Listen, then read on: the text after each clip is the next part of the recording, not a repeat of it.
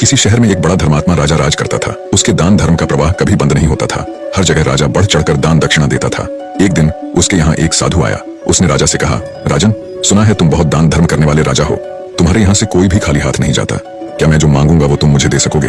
राजा बोला, कहिए साधु महाराज, आपको क्या चाहिए? साधु ने कहा, या तो 12 वर्ष के लिए अपना राजपाट दे दो या अपना धर्म दे दो। साधु की बात सुनकर पहले तो राजा चिंता में पड़ गया, फिर सोच विचार कर उसने कहा, महाराज, मैंने राजपाट सब आपको दिया, संभालिए इस राजपाट को। इतना कहकर राजा वहां से बिना कुछ लिए सब कुछ छोड़ छाड़ बिल्कुल अकेला चल पड़ा। चलते चलते मार्ग में एक बगीचा आया। वहीं एक कुआं और प्याऊ भी था। बड़ा रम्य स्थान था। राजा वहीं विश्राम करने के विचार से ठहर गया। अगल बगल देखने पर उसे एक जीन कसा हुआ सुंदर घोड़ा दिखाई दिया, जिसके पास एक सुंदर स्त्री बैठी हुई रो रही थी। राजा को स्वभावतः दया आई।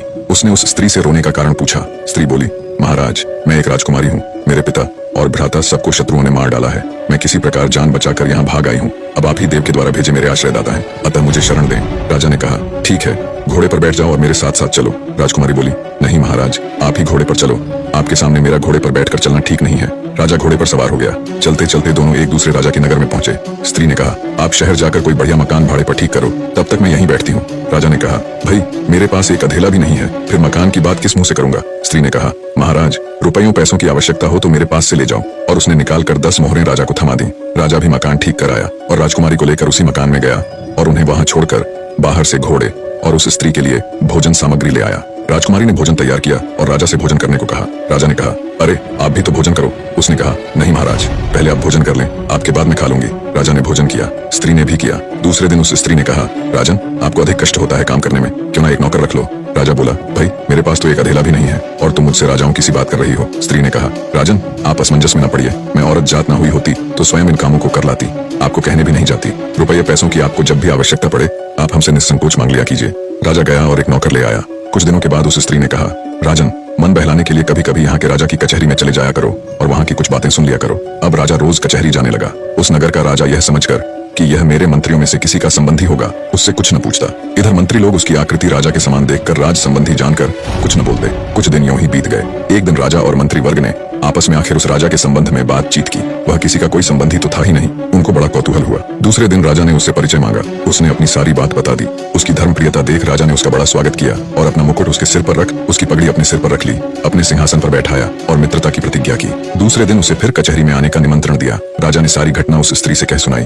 उसने कहा, ठीक है, आप भी राजा को सारे परिकर परिषद तथा नगर को भी न्योता दे आइए। वह पहले तो हिचकिचाया, पर उसके प्रभाव तथा आग्रह को देखकर राजा उस स्त्री की बात मान गया और अगले दिन जब कचहरी गया तो राजा को सारे मंत्री परिषद सहित पूरे नगर को अगले दिन सुबह के भोज के लिए आमंत्रित किया। उस नगर का राजा हैरान होते हुए बोला, कहीं भांग वांग पीली है क्या? भोज और वो भी पूरे नगर सहित, कहाँ से करोगे उसका इंतजाम? खैर, बोले, जाओ, ठीक है, मनमानी करो, मित्र ही तो हो।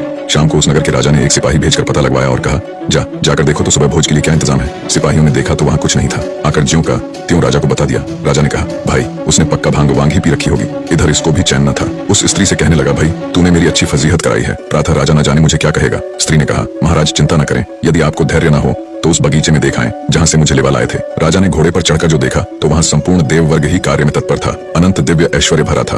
उसके आश्चर्य का ठिकाना न रहा। प्रातः काल राजा सहित संपूर्ण नगर को भोजन कराया। इस आश्चर्य को देखकर सभी लोग आश्चर्य में डूब गए। नगर के राजा ने भी सारी व्यवस्था और भोजन के लिए उसकी भूरी भूरी प्रशंसा की। भोजन उपरांत सारा देव वर्ग अंतर्ध्यान हो गया। अब उस स्त्री ने कहा, राजन, तुमने उस साधु को कितने दिनों के लिए राज्य दिया था? जरा कागज तो देखो।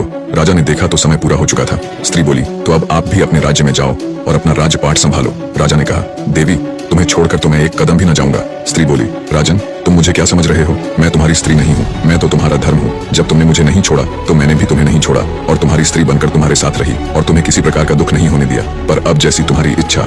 निष्कर्ष, धर्म के प्रति निष्ठा ही जीवन की वास्तविक सफलता और सुख का मार्ग है। धर्म का पालन करने वाला व्यक्ति चाहे किसी भी परिस्थिति में हो, वह कभी पराजित नहीं होता।